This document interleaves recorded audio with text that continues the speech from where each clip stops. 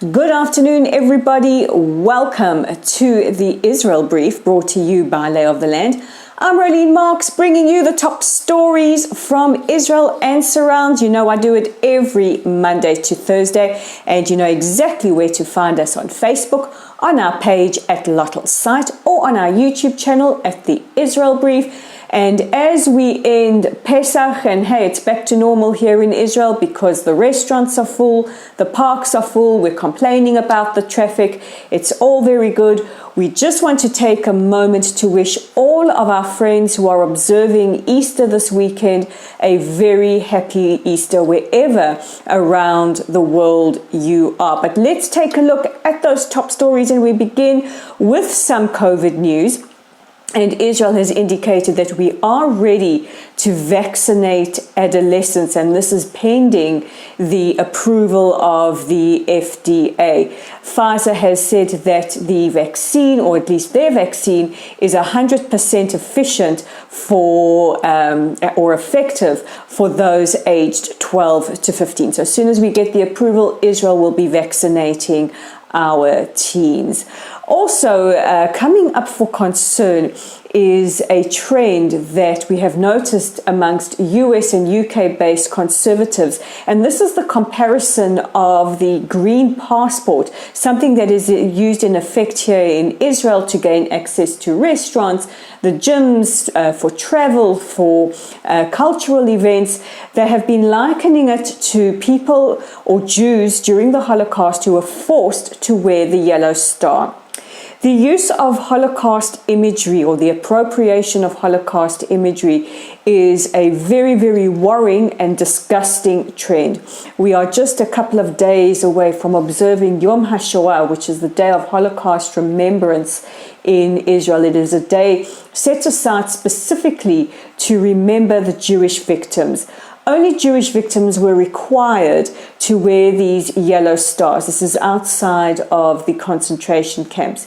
It signified us as different. It signified us as marked for discrimination. And it signified us as targets for persecution and murder. Being asked to carry a green passport cannot be compared to anything that Jews and then other minority groups such as the LGBTQI community, as well as the Roma and the Sinti and political dissidents, endured during the Holocaust. If you see this on social media, please report to the authorities with immediate effect. In other news, and this time more positive news, yesterday we spoke about the fact that we are getting ready to welcome Bahrain's very first ambassador to Israel, but we can also announce that the first major deal between Israel and the Gulf state has been signed.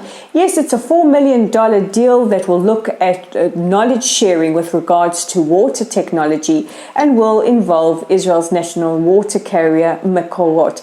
Water is a big issue here in the Middle East, and it's really, really fantastic to kick off what we hope will be a growing list of memorandums of understandings and deals with Bahrain. What historical moments for Israel. We've seen the incredible trajectory with the United Arab Emirates. Now we start with Bahrain. Only great things can come of this.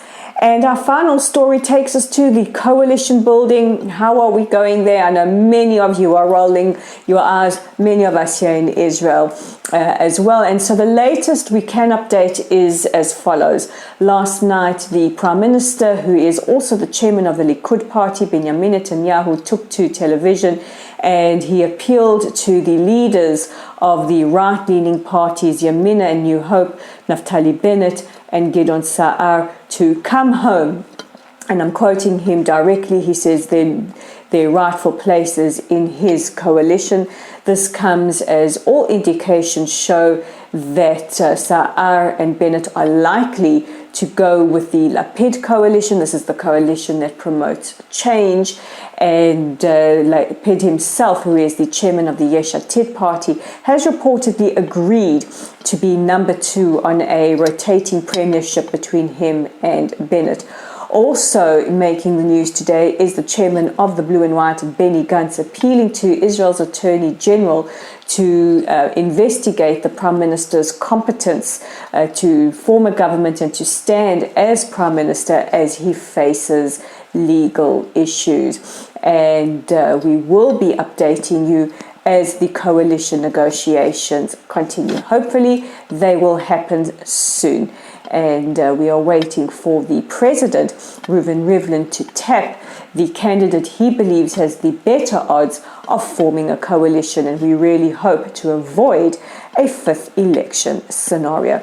So those are our top stories as we head into the weekend, the end of Pesach, the very, very important Easter festivities around the world. And if you're looking for something to do while you're having your downtime, don't forget to check out our website at www.layoftheland.online. You can read my article there on how the Arab world is starting to lead in the fight against anti-Semitism.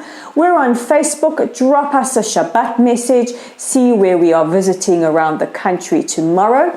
While you're there, like us, follow us at Lottel's site, our YouTube channel. Click on the big subscribe button. We're at the Israel Brief. And don't forget our Twitter page. We're at Lay of the Land 5, and we keep you updated as much as possible on all issues Israel right there.